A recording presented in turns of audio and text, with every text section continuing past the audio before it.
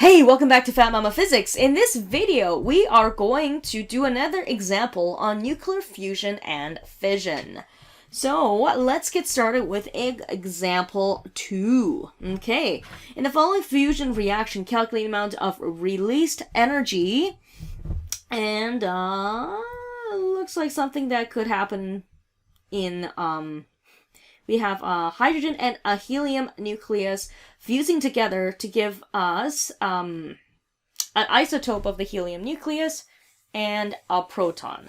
So we are going to compare. It looks like this is going to be a spontaneous reaction, which means the reactants are going to have more mass than our products. So we find a difference from the masses, we convert that into energy, and that will give us the amount of electron volts.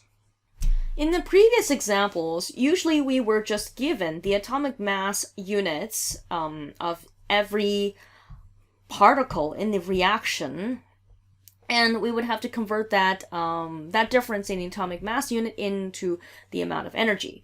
But I think so for a question that gives you more information, usually what that means is you probably have to use the information provided for you, the new information. So even though your data table would have maybe sufficient enough of information, you have to consider what the question is providing you, maybe because it's a unique case. So here we also are given the binding energy per nucleon in NeV units. So what that means is every nucleon in this hydrogen nucleus will have this much binding energy associated. So the total binding energy of this hydrogen will be just 2 times, since that's the total number of nucleons in the hydrogen, times this number of energy per nucleon inside the hydrogen. And notice it's different for every nuclei that is in this reaction.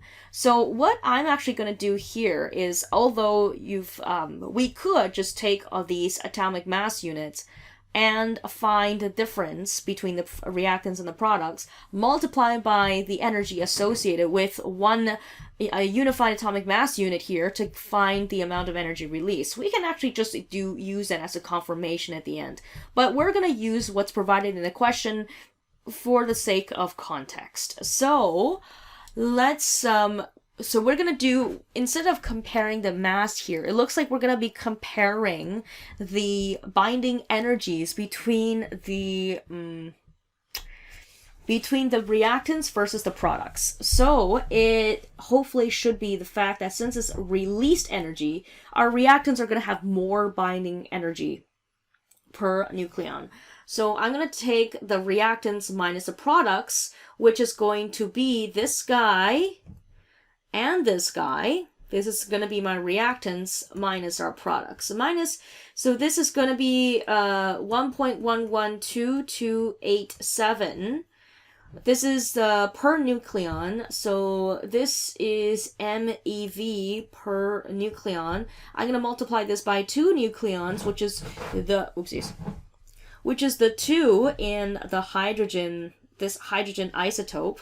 I'm going to add the 2.572681, that's the helium isotope, MeV over this one times 2, sorry, not times 2, this is 3, so times 3, minus the products, which is this guy, and multiplied by 4 nucleons over here. So there's no binding energy associated with the proton since it is the only nucleon. So after we take the difference there, I get 18.353 ... mega electron volts, rounding up to, let's say, 18.4 mega electron volts. Okay, so there I did say that we could do a quick check for with using just the atomic mass numbers instead and the number in our data booklet, and hypothetically it should give us exactly the same number. And please don't make this mistake, which I just have made.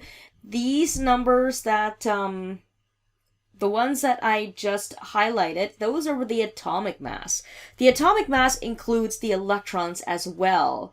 And if we're dealing with just the nucleus, we don't want that. We want the nuclear mass. So we're working with these numbers. So yes, we just have to be very careful what the question is giving us. And if it's giving us information we actually need, then it might be context specific. But in this case, we do not need the atomic mass. Otherwise, it's just extra work and doing unnecessary extra work.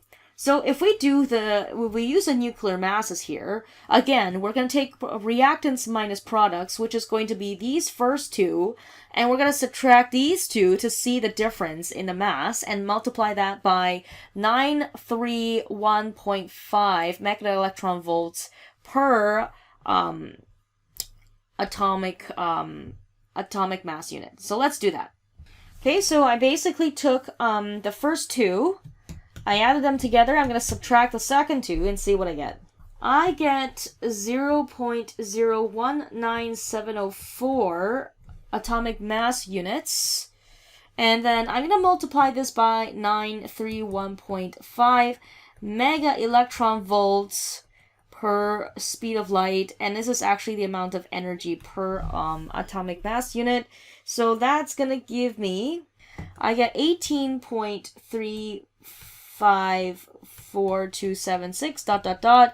which then is going to also round to 18.4 mega electron volts.